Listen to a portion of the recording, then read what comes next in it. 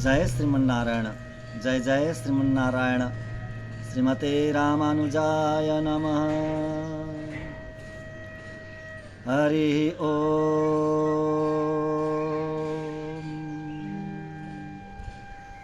ओम अस्मद्गुरुभ्यो नमः। ओम अस्मत्परम गुरुभ्यो नमः। ओम अस्मत्सर्वगुरुभ्यो नमः। श्रीमते रामानुजाय नमः। लक्ष्मीनाथ समारंभां नाथयामुनमध्यमाम् अस्मदाचार्य पर्यन्तां वन्दे गुरुपरम्पराम्। काश्यपान्मय संजातं नारायणपदाश्रितं श्रीमन्नारायणं वन्दे यतीश्वरश्रियाजुषं। वेदान्तद्वयतत्त्वज्ञं मन्त्रमन्त्रार्थदं गुरुं श्रीमन्नारायणाचार्य रामानुजयतिं भजे। तस्मै रामानुजार्याय नमः परमयोगिने यश्रुतिस्मृतिसूत्राणाम् अन्तर्ज्वरमशीषमत्। वृन्दावनान्तर्गतं बलिनोऽनुजातं नीलर्षभावपशुमध्यगतं दिदृक्षु। दृष्टस्त्वया किमिति याः सखी जनं सा गोदा स्वयं रमयते तुह्यरङ्गराजं। गोदा विभूषणसुरम्यपराभिधानं वृन्दावनावनिनिधिं करुणैकतानम्। अर्चावतारनिचयेऽपि च यत्प्रधानं तदरङ्गदेशिकधनं शरणं शराणे। तदरङ्गदेशिकधनं शरणं शराणे। ॐ सहना भवतु सहनौ भुनक्तु सह वीर्यं करवावहै तेजस्विनामधीतमस्तु मा विद्विषावहै। ॐ शान्ति शान्ति शान्तिः। हरि ओम।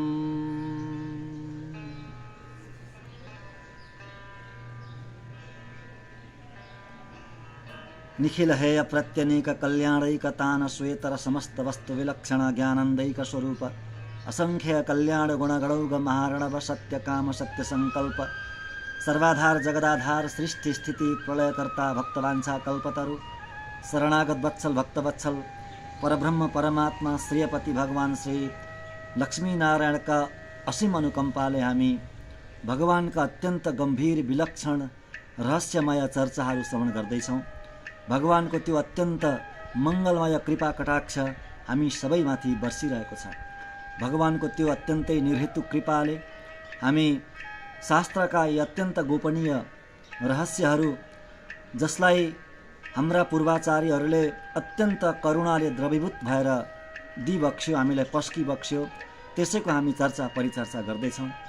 पिल्ले लोकाचार्य स्वामीजी एक महान ज्ञानी आचार्य बन्नुभयो। उहाँले आजभन्दा लगभग 700-800 वर्ष अगाडि यो जगतमा अवतार लिएर आएर शास्त्रमा भित्र लुकेका गम्भीर रूपले ती बसेका अरू कसैले भेट्न नसकेका विलक्षण चिजहरूलाई, तात्विक चिजहरूलाई निकालिदिनु बाहिर र सुलभ बनाइदिनु भयो हामी सबैलाई, जगतलाई। अनि यो जगत संसार रूपी सर्पले निलिसकेको थियो। यो जगतका प्राणीहरूलाई ती अजगरको मुखमा पसिसकेका मरिसकेका चेतनहरूलाई पुनर्जीवित गराइदिनु भयो, बचाइदिनु भयो यस्ता ग्रन्थहरू दिएर। त्यसैले उहाँको स्तुति गरिन्छ। लोकाचार्याय गुरवे कृष्णपादस्य सूनवे संसार भोगी संदष्ट जीव जीवा तवे नमः। जीव जीवा तवे नमः। मरिसकेकालाई जीव जीवा तवे नमः बचाइदिनु भयो। कसरी मरिसकेका थिए? संसार भोगी संदष्ट। संसार रूपी भोगी भनेको सर्प। संसार रूपी सर्पले अजगरले निलिसकेका, संसार रूपी अजगरको मुखमा पसिसकेका मरिसकेका ती सबै चेतनहरूलाई यस्ता ग्रन्थ दिएर जगाइदिनु भयो। 18वटा अत्यन्त विलक्षण ग्रन्थ दिनुभयो, जसमा अर्थपञ्चक र प्रमेय शेखरको हामीले श्रवण गरिसक्यौं। र अर्को अत्यन्तै विलक्षण सर्वोत्कृष्ट ग्रन्थ हो अर्चिरादि मार्ग। प्रमेय शेखर नाम गरेको ग्रन्थमा जुन सिँढीको रूपमा हामीले दर्शन गऱ्यौँ, त्यही सिँढीको रूपमा जुन कुरो बताउनु भयो त्यसैलाई विस्तृत रूपमा बताउनु भएको छ यो अर्चिरादि मार्गमा। अर्चिरादि मार्ग भनेको अग्निको मार्ग, अग्निलोक भएर जाने मार्ग अथवा प्रकाशै प्रकाशको मार्गबाट जाने मार्ग, प्रकाशै प्रकाशको बाटो भएर जाने मार्ग। सबैभन्दा पहिला ब्रह्मरन्ध्रबाट बाहिर निस्किसकेपछि आत्मा अर्चिलोकमा जानुहुन्छ, अग्निलोकमा जानुहुन्छ, अनि अग्निलोक भएर अरू विभिन्न लोक हुँदै हुँदै भगवत धामसम्म पुग्नुहुन्छ। त्यसैले अर्चिरादि मार्ग नाम परेको हो।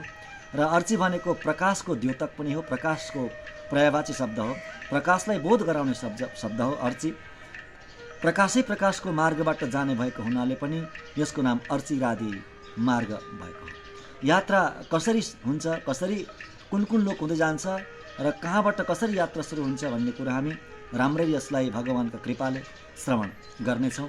हेर्नु, यो अर्चिरादि मार्गको वर्णन कहाँ छ भन्दा विशेष गरेर आगम शास्त्रमा छ, वेदमा छ, उपनिषदहरूमा छ। विशेष गरेर कठोपनिषद, छान्दोग्य उपनिषदमा आदि, बृहदारण्य उपनिषद आदि उपनिषदमा अर्चिरादि मार्गको वर्णन आउँछ। मोक्षको एक मात्र मार्ग, शरणागत भक्तजनहरू, वैष्णवजनहरू जाने अथवा मुमुक्षु भनौँ, यहाँ मुमुक्षु जनहरू जाने एक मात्र मार्ग हो अर्चिरादि मार्ग। शरीर छुटेर कसरी जानुहुन्छ हामी श्रवण गर्नेछौँ। र उपनिषदमा आउँछ यसको बारेमा, यसको वर्णन यसरी आउँछ। तद्य इत्थं विदुर्ये चेमेरण्ये श्रद्धा तप इत्युपासते ते अर्चिसम् अभिसम्भवन्ति, ते अर्चिसम् अभिसम्भवन्ति। यसरी उपनिषदमा, छान्दोग्य आदि उपनिषदमा मन्त्र आउँछ यो मार्गको। अनि आगम शास्त्रमा एउटा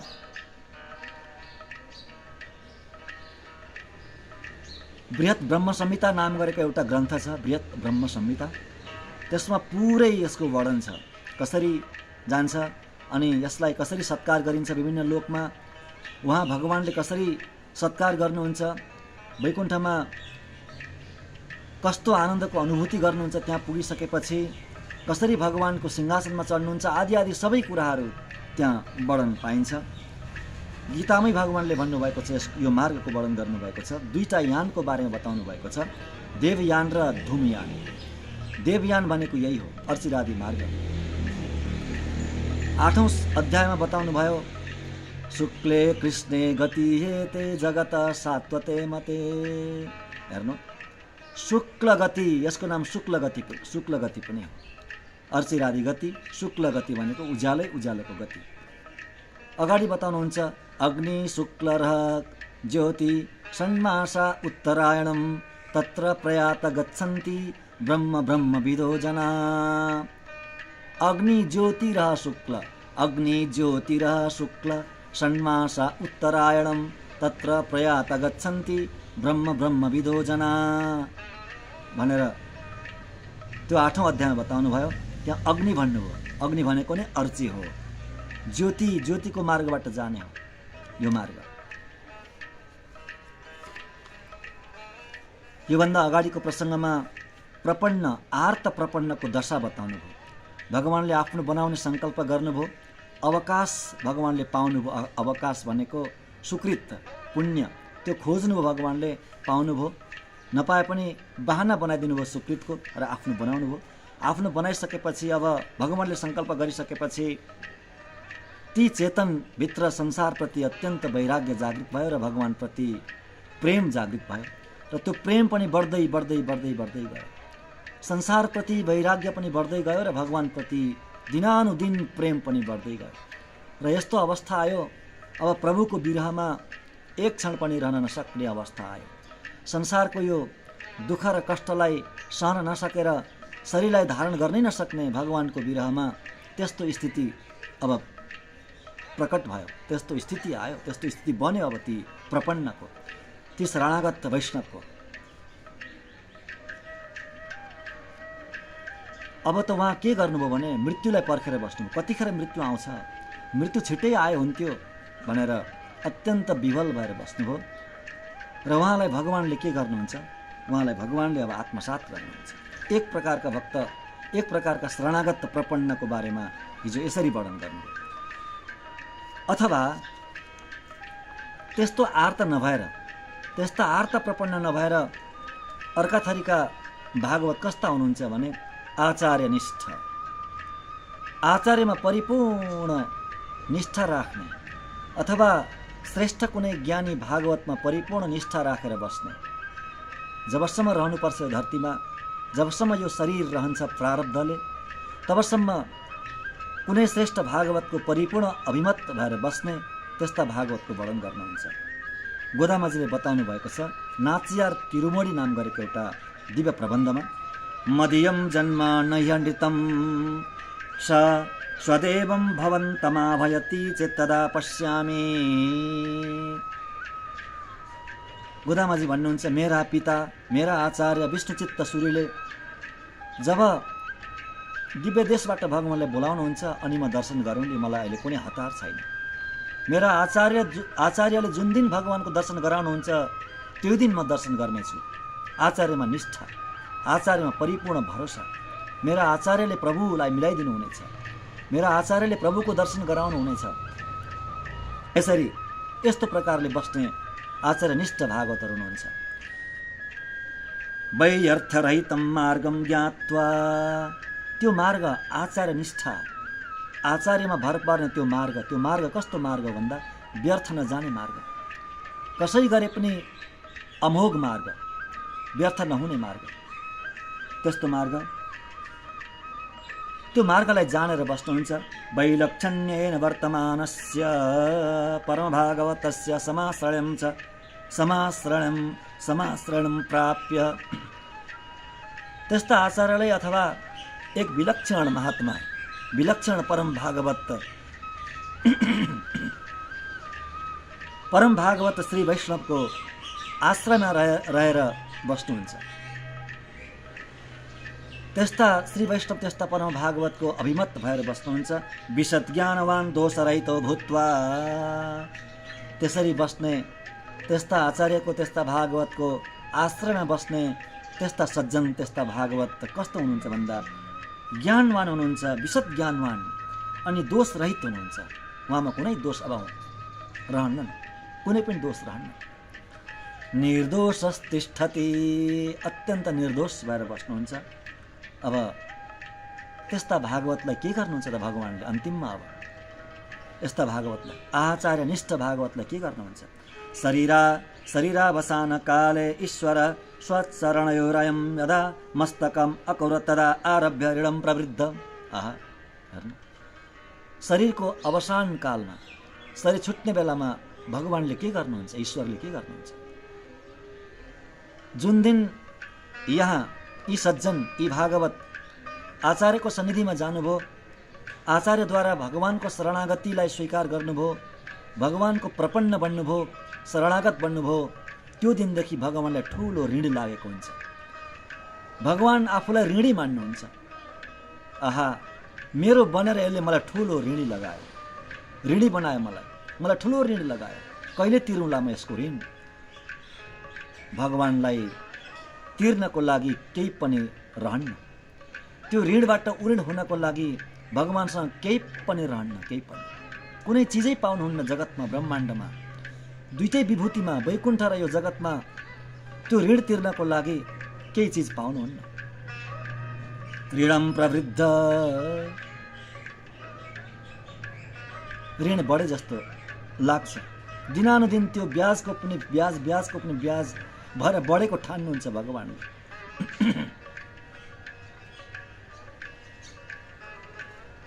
द्रौपदीले भगवानलाई पुकार्नुभयो। महाभारतमा साह्रै सुन्दर प्रसङ्ग आउँछ, हेर्नु। द्रौपदीले भगवानलाई पुकार्नुभयो त्यो भारी सभामा। लाज बचाउने कोही पाउनु भएन। द्रौपदीले भगवानलाई पुकार्नुभयो। द्वारकावासी गोविन्दलाई पुकार्नुभयो, गोविन्द नामले पुकार्नुभयो।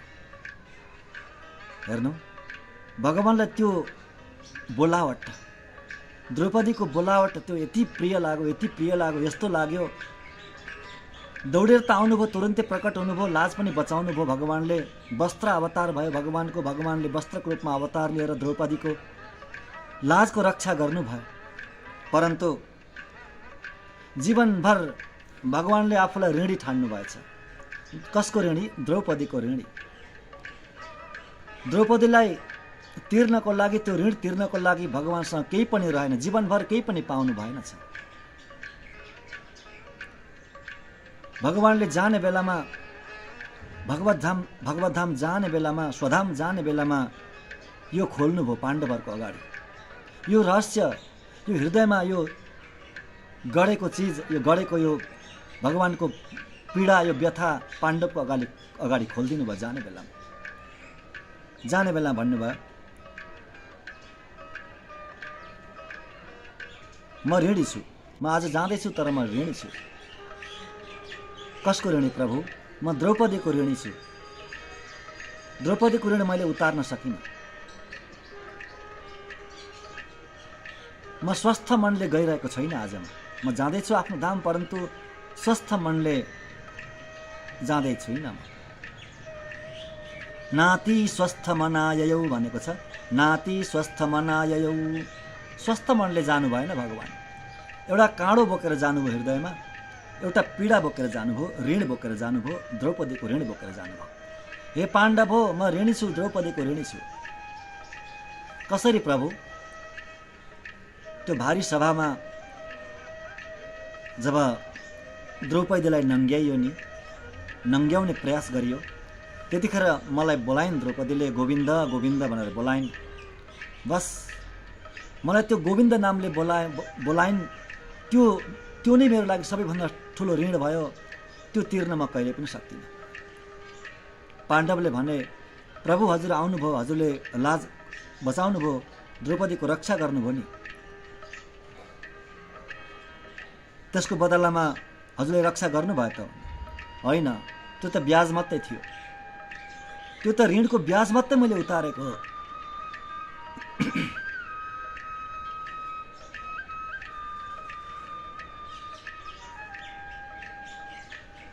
मूल ऋण त बाँकी नै छ।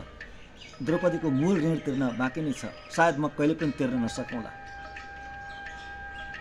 त्यो उपकारको म प्रत्युपकार म कहिले पनि गर्न नसकौँला। किनभने द्रौपदी शरणागत बनिन्। द्रौपदी शरणागत बनेर पुकारिन्, गोविन्द गोविन्द नामले पुकारिन्। त्यसरी नै जुन दिन यो चेतन आचार्यको सन्निधिमा जान्छ र भगवानको बन्छ, भगवानको शरणागत बन्छ, भगवानलाई ठुलो ऋण लागेको हुन्छ। तिर्नको लागि केही पनि रहँदैन भगवानसँग। अनि के गर्नुहुन्छ तब?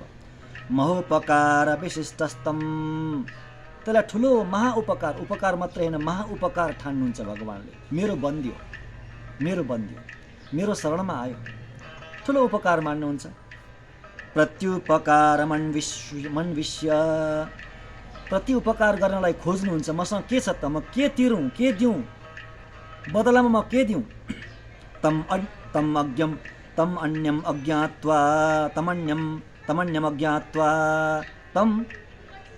अन्यम अज्ञात्वा त्यो बराबर तिर्ने चिज अर्को केही पनि नभेटेर, के भेट्नुहुन्न भगवानले? कृतम कैङ्कर्यम स्वीकर्तुम विचार्य। अब के गर्नुहुन्छ भन्दा उसले गरेको कैङ्कर्यको स्वीकार गरिदिनुहुन्छ। बस सेवा गरेको छ, त्यो सेवालाई स्वीकार गरिदिनुहुन्छ। भनेको आफूलाई दिनुहुन्छ, अर्को दिने केही चिज छैन। आफू त छु, आफूलाई दिनुहुन्छ भगवानले। अनि ती चेतनको संसार नै नाश गरिदिनुहुन्छ। त्यो संसार रूपी सर्पको दाँत भाँचिदिनुहुन्छ। संसारको अङ्कुर नै नहोस्, त्यो अङ्कुर, त्यो बीज नै, संसारको बीज नै नाश गरिदिनुहुन्छ भगवानले। मूल नै नाश गर्दै, संसारको मूल नै नाश गरिदिनुहुन्छ। फेरि पनि शङ्का हुन्छ भगवानलाई। यति गरेपछि पनि शङ्का हुन्छ। सापको दाँत पनि पलाउन सक्छ, मरेको त्यो लास पनि उठेर आक्रमण गर्न सक्छ, त्यस्तो लाग्छ भगवानलाई। र यथाशीघ्र यहाँलाई आफ्नो धाममा लाने निश्चय गर्नुहुन्छ। चेतनको प्रयास, त्यो चेतनको भगवानलाई पाउने प्रयास एउटा गाईको खुरको डोप समान हो भने भगवानले त्यो चेतनलाई पाउने प्रयास समुद्र जस्तो हो। त्यति ठुलो प्रयत्न गर्नुहुन्छ प्रभुले हामीले पाउनको लागि, हामीले आफ्नो धाम लिएर जानको लागि। अब एक क्षणमपि विश्लेषम अकुर्वाणः, अब एक क्षण पनि भगवानलाई वियोग सहन हुँदैन। यस्ता यस्ता आफ्ना महाभागवत चेतनसँगको वियोग एक क्षण पनि सहन हुन सक्दैन। अब भगवानलाई सहनै हुँदैन। कतिखेर ल्याउँ म, कतिखेर ल्याउँ, कतिखेर ल्याउँ, त्यस्तो छटपट्टि हुन्छ भगवानलाई। अनि के गर्नुहुन्छ, अब ल्याउने निश्चय गर्नुभयो। अब वैकुण्ठलाई अलङ्कार गर्नुहुन्छ, वैकुण्ठ लोकलाई अलङ्कार गर्नुहुन्छ। जसरी दशरथ महाराजले भगवान रामको राज्याभिषेकको लागि अयोध्यालाई श्रृङ्गार गर्नुभएको थियो, अलङ्कारलाई अलङ्कृत गर्नुभएको थियो। रातारात आज निर्णय भयो राज्याभिषेक गर्ने, रामको राज्याभिषेक गर्ने आज निर्णय भयो, भोलि गर्ने भनेर रातारात त्यो सजाइदिनु भयो। यस्तो अद्भुत सजाइदिनु भयो अयोध्यालाई। त्यही देखेर त मन्थरा चकित हुन्छ। अनि त्यो प्रश्न गर्छ, सोध्छे, अनि थाहा पाउँछ उसले रामको राज्याभिषेक हुँदैछ भनेर। अनि कान भर्छ कैकेयीको। यसरी क्लेश सुरु हुन्छ। सजाउनु भएको थियो दशरथ महाराजले। त्यसरी नै जसरी दशरथ महाराजले त्यो अयोध्यालाई सजाएर वशिष्ठ वामदेव आदि महाज्ञानी ऋषिहरूलाई बोलाउनु भयो सल्लाह गर्नको लागि, विमर्श गर्नको लागि, त्यस्तै भगवानले पनि नित्यमुक्तहरूलाई वैकुण्ठमा नित्यमुक्तहरूलाई बोलाएर त्यो सदा अलङ्कृत त्यो विलक्षण वैकुण्ठलाई अरू अलङ्कृत गर्नुहुन्छ, अरू दिव्य बनाइदिनुहुन्छ। वैकुण्ठ गृहम अलङ्कारयति, वैकुण्ठ गृहम, वैकुण्ठ नै त घर हो, वास्तविक घर वैकुण्ठ नै हो। प्रभुको पनि र हामी सबैको पनि वास्तविक घर वैकुण्ठ हो। त्यो वैकुण्ठ गृहम, वैकुण्ठको घरलाई अलङ्कार गरिदिनुहुन्छ भगवानले, सजाइदिनुहुन्छ। अद्भुत, त्यो अद्भुत वैकुण्ठलाई अझै अद्भुत बनाइदिनुहुन्छ आफ्नो सङ्कल्पले। किन? आफ्नो प्यारो सन्तान आउँदैछ, आफ्नो प्यारो सन्तानलाई बोलाउनु भगवानले आउँदैछ। एक लौटो सन्तान, एउटा मात्रै सन्तान। प्रत्येक जीवात्मालाई, प्रत्येक चेतनलाई भगवान आफ्नो एकमात्र सन्तान मान्नुहुन्छ, त्यति प्रेम गर्नुहुन्छ। अनादिकालदेखि हराएको आफ्नो सन्तान आउँदैछ, अलङ्कृत गर्नुहुन्छ वैकुण्ठलाई। अनि के गर्नुहुन्छ? अनादिकालदेखिको त्यो अपराध अनि त्यो प्रारब्ध कर्म, अनादिकालदेखि अर्जित त्यो कर्म, किनभने त्यो चेतनको कर्म त छँदैछ, अनादिकालदेखि कमाएको कर्म साथमा छ। त्यो अनादिकालदेखि कर्म के भयो त भन्दा आचार्य समाश्रयण, त्यो आचार्य समाश्रयण भएको दिन समाप्त भयो। अनादिकालदेखिको सञ्चित कर्म त्यो समाप्त भयो, त्यो पनि समाप्त गरिदिनु भगवानले। र समाश्रयण भए पछाडिको समाश्रयण कालादारभ्य, त्यो समाश्रयण भएको समयदेखि पछाडि भएका कर्महरूलाई पनि भगवानले के गर्नुहुन्छ? कृपारूपी दण्डले नाश गरिदिनुहुन्छ। कृपारूपी दण्डले प्रहार गरेर नाश गरिदिनुहुन्छ। अब छैन। विनष्ट स्वरूपाणी प्रतिहत शक्तितया विनष्ट स्वरूपाणी, त्यो पापको त्यो कर्मको स्वरूप नै नष्ट भयो, स्वरूपले नै नष्ट भयो। स्वरूपै नष्ट भइसकेपछि त्यसको शक्ति कहाँ रहन्छ? कर्मको कर्म नै नाश भइसकेपछि कर्मले दिने फल, कर्मले त्यो दिने शक्ति, फल दिने शक्ति नै कहाँ रहन्छ? रहँदैन। स्वरूपले नै नाश गरिदिनुहुन्छ। समीपे वर्तमान्यपि न दृश्यन्ते, भए पनि त्यो देखिँदैन, कर्मै देखिँदैन, कर्मै नाश गरिदिनु भगवानले। पूर्वाघानी उत्तराघानी भनेको छ, पूर्वाग र उत्तराग। पूर्वाग भनेको आचार्यको सन्निधिमा जानुभन्दा अगाडि, समाश्रयण बन्नुभन्दा अगाडिका अपराधहरू, अनादिकालको त सञ्चित अपराध। र उत्तराग भनेको समाश्रयण भइसकेपछि बन्ने कर्म, बन्ने अपराध। यी सबै के गर्नुहुन्छ भगवानले? नाश गरिदिनुहुन्छ, सबै नाश गरिदिनुहुन्छ। कृपारूपी दण्डले नाश गरिदिनुहुन्छ। अब ती बाँकी रहेका प्रारब्धलाई के गर्नुहुन्छ प्रभुले? हेर्नु, बडा विलक्षण छ यहाँ। अति नै खोल्नुपर्ने विषय छ। हेर्नु, अति नै गोपनीय र नजानी नहुने विषय छ।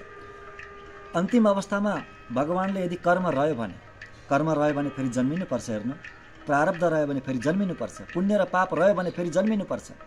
कर्म भनेको नै पुण्य र पाप हो। पुण्य रह्यो भने सुख भोग्नको लागि जन्मिनुपर्छ, पाप रह्यो भने दुःख भोग्नको लागि फेरि जन्मिनुपर्छ, या नरक जानुपर्छ या स्वर्गतिर जानुपर्छ। मोक्ष हुँदैन, संसार नै मिल्छ पुण्य र पाप रहउन्जेलसम्म। अब हेर्नु, पुण्य र पाप रह्यो भने के गर्नुहुन्छ त भगवान्ले? आफ्नो बनाउनु छ, लाने निर्णय गरिसक्नुभयो भगवान्ले। आफ्नो धाम लाने, मोक्ष दिने निर्णय गरिसक्नुभयो, परन्तु पुण्य र पाप छँदैछ। अब के गर्नुहुन्छ भगवान्ले? हेर्नु,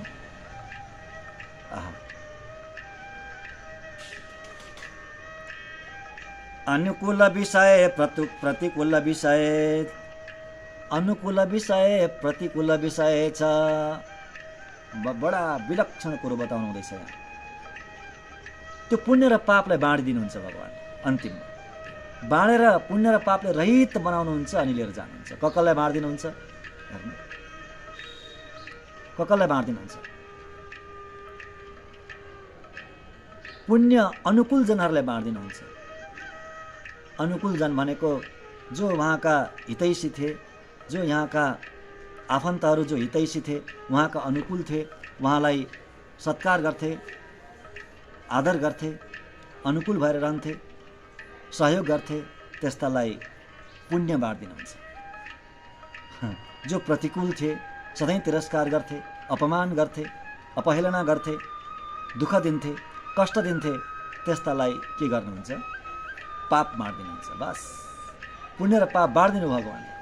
बाँडिदिएपछि पुण्य र पापले रहित शुद्ध बन्नुभयो अनि लिएर जानुभयो। बस त्यसैले प्रतिकूल अनुकूल बन्न नसके पनि प्रतिकूल चाहिँ कहिले बन्नुहुन्न भगवान्का भक्त।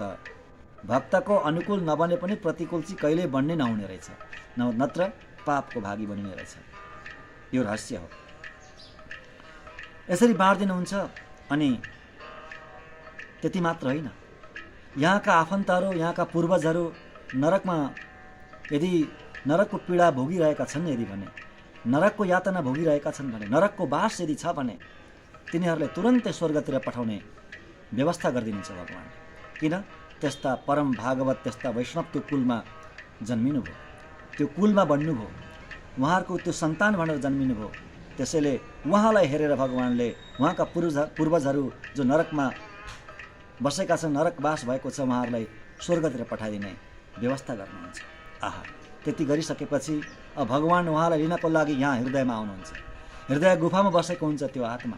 हामी भोलिको अर्को, योभन्दा अर्को हाम्रो एपिसोडमा आत्मा कहाँ बसेको हुन्छ, आत्माको साइज कत्रो हुन्छ, आत्माको आकार कत्रो हुन्छ, त्यसको बारेमा हामी चर्चा गर्नेछौँ। अहिले हामी थाहा पाऊँ, यो हृदयको आकाशमा आत्मा बसेको हुन्छ। भगवान यहीँ लिन आउनुहुन्छ। कसरी आउनुहुन्छ? ऊढ पञ्चात्मा तेन तार्क्ष्यरूपेणेति मुदित पक्षिणं स्वयमारुह्य सञ्चरति इति चोक्त प्रकारेण कृपा समुद्रं पक्षिणं सञ्चारयेत् गरुत्मन्तम् आरुह्य। वेदमय गरुडजीमा चढेर आउनुहुन्छ।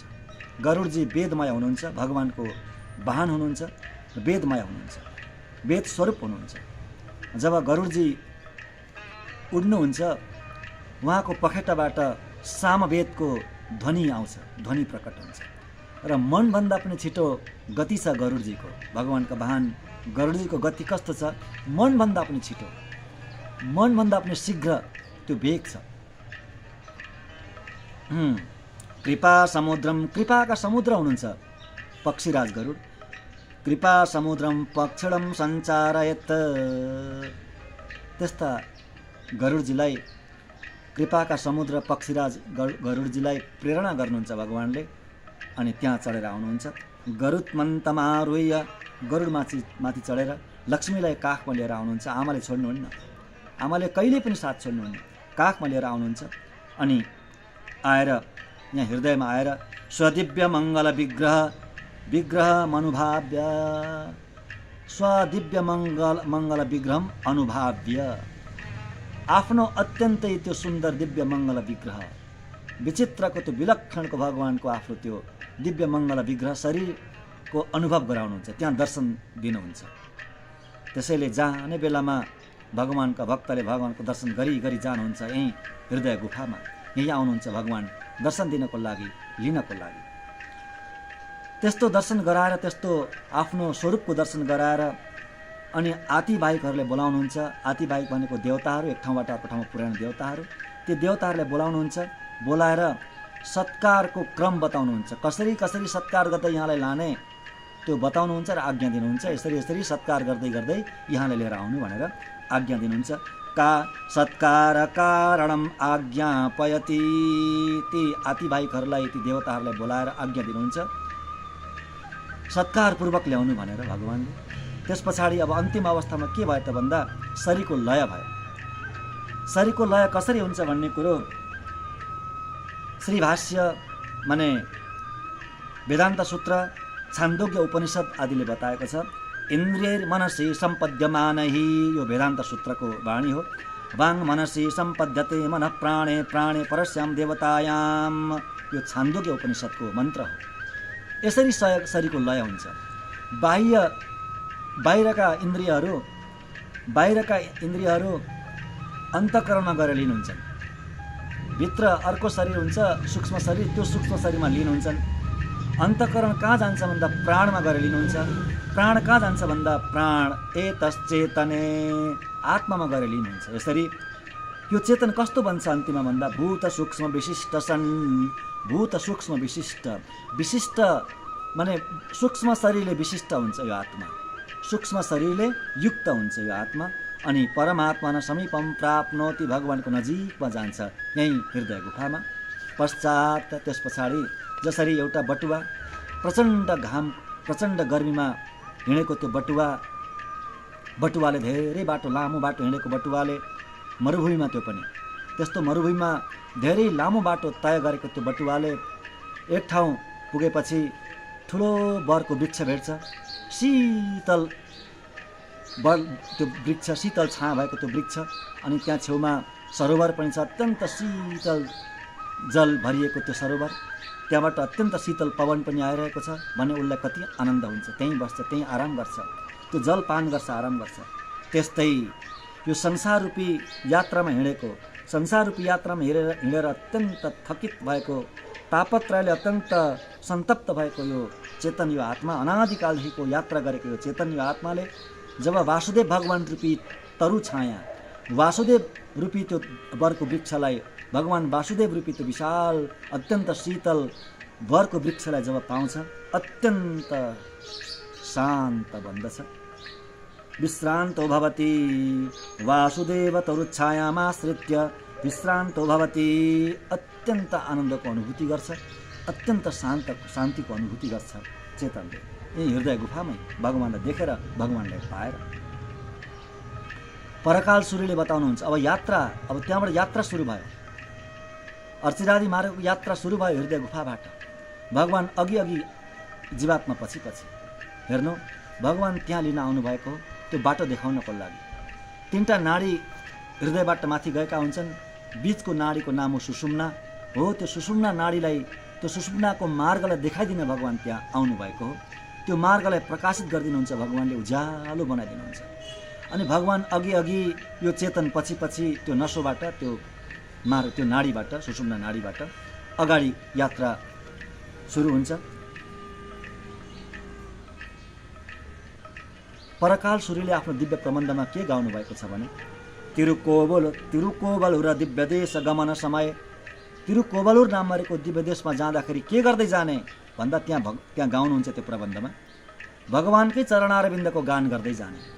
दिव्य देशमा बस्ने भगवानको चरणारविन्दको नै गान गर्दै जाने। त्यो नै बाटाको के हो? खाजा हो। बाटाको खाजा के हो? भगवानको नाम हो। त्यसरी भगवान अगाडि यो चेतन पछि भगवानकै नाम गान गर्दै अगाडि यात्रा सुरु हुन्छ। पाथेयम पुण्डरीकाक्ष नाम संकीर्तनामृतम भनेर गरुड पुराणले बताए अनुसार पाथेय भनेको बाटाको खाजा हो, बाटा खर्च। त्यो बाटा खर्च के हो त भन्दा भगवानको नाम संकीर्तन नै हो।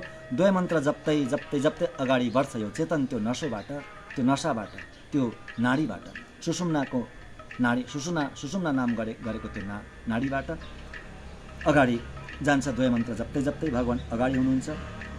अब यो नै के हो त भन्दा एतेन प्रतिपाद्यमान देवयान पथा, यो नै मोक्षको मार्ग हो, यो नै देवयान हो। गीतामा भगवानले बताएको, अन्य शास्त्रकारहरूले बताएको देवयान यही नै हो, अर्चिरादि मार्ग। महामार्गो भवति सर्वे मुक्तिमार्गाभिलाषिण, सबै जसले मुक्तिलाई मोक्षलाई चाहनुहुन्छ उहाँहरू जाने मार्ग नै यही हो, अर्चिरादि मार्ग नै हो। अर्चिरादि मार्ग एव महामार्गो भवति, यही मार्ग नै महामार्ग हो। यो मार्गको नाम महामार्ग पनि हो। हेर्नु, दुईटा यात्रालाई सधैँ सम्झिनु भनेको छ। ज्ञानी आचार्यहरूले दुईटा यात्रालाई सधैँ सम्झिनु भनेको छ। कुन कुन दुईटा यात्रा? एउटा यो अर्चिरादिको यात्रा, अर्चिरादि मार्गको यात्रालाई सम्झिनु, र अर्को वेङ्कटाद्रीको यात्रालाई सम्झिनु भनेको छ। वेङ्कटेश भगवानको यात्रा पनि त्यो सामान्य यात्रा होइन। सामान्य भाग्यले त्यहाँ पुग्न सकिँदैन वेङ्कटाचलमा। त्यो यात्रा र यो यात्रा, यी दुई यात्रालाई सधैँ सम्झिनु भनेर पूर्वाचार्यहरूले यस्तो उद्गार प्रकट गर्नुहुन्छ, आलवारहरूले। अब बाटामा सहायक को हुन्छ? सहायता दिने सहायक को बन्छ भन्दा शेषसायी कुटिल केशवान पुण्डरीकाक्ष बिम्बाधर कालमेघ श्रीरङ्गनिलय सहायभूतम भने अनुसार मार्गको सहायक, त्यो बाटोको सहायक साथी चाहिँ को हुन्छ भन्दा भगवान शेषसायी भगवान नै हुनुहुन्छ। कुटिल केशवान भनेको घुङ्गुरिएको कपाल गरेका भगवान, पुण्डरीकाक्ष भनेको कमल नयन भगवान, बिम्बाधर बिम्ब फल जस्तो ओठ भएका भगवान, कालमेघ भगवान मेघको जस्तो वर्ण भएका भगवान, श्री रङ्गनिलय रङ्गनाथ भगवान, रङ्गनिलय रङ्ग नै जसको घर हो, आनन्द नै जसको घर हो। रङ्ग भनेको आनन्द नै जसको घर हो, भगवान आनन्द स्वरूप हुनुहुन्छ। त्यस्ता प्रभु नै सहायक भन्नुहुन्छ। अनि विश्राम गर्ने स्थान चाहिँ के हुन् भन्दा विरजातीरम तिल्यवृक्ष आरम हृदतटम, आरम हृदतट, यी सबै के हुन्? विश्राम गर्ने स्थलहरू हुन् वैकुण्ठमा पुगेपछि। अनि गन्तव्य स्थान कहाँ हो त भन्दा महामणिमय मण्डपमेव गन्तव्य स्थानम भवति। महामणिमय मण्डप, भगवानको सिंहासनको अगाडि त्यो मणिमय मण्डप नै गन्तव्य स्थान हुन्छ। त्यहाँ नै आफ्नो डेस्टिनेसन, मुक्तात्माको डेस्टिनेसन हुन्छ। र यसरी यात्रा अगाडि बढ्छ। र यो अत्यन्त गोपनीय यात्रा, मोक्षको यात्रा हामी श्रवण गर्दैछौँ। भगवानका कृपाले हामी श्रवण गर्दै जानेछौँ। योभन्दा अगाडिको प्रसङ्ग हामी अर्को एपिसोडमा श्रवण गर्नेछौँ। र यति भन्दै अनि हजुरहरूलाई एउटा प्रार्थना गर्दै यो दासको यो मेरो एउटा नयाँ च्यानल हो केशव स्वामी नाम गरेको यो च्यानल, यसलाई हजुरहरूले सब्सक्राइब, सेयर, कमेन्ट, लाइक आदि नभुलिकन गरिदिनुहोला। यो प्रभुको सेवा, भागवत सेवा, आचार्य सेवा सबै बन्नेछ भन्दै आजलाई बिदा हुन चाहन्छु। जय श्रीमन्नारायण, जय श्रीमन्नारायण। श्रीमते रामानुजाय नमः।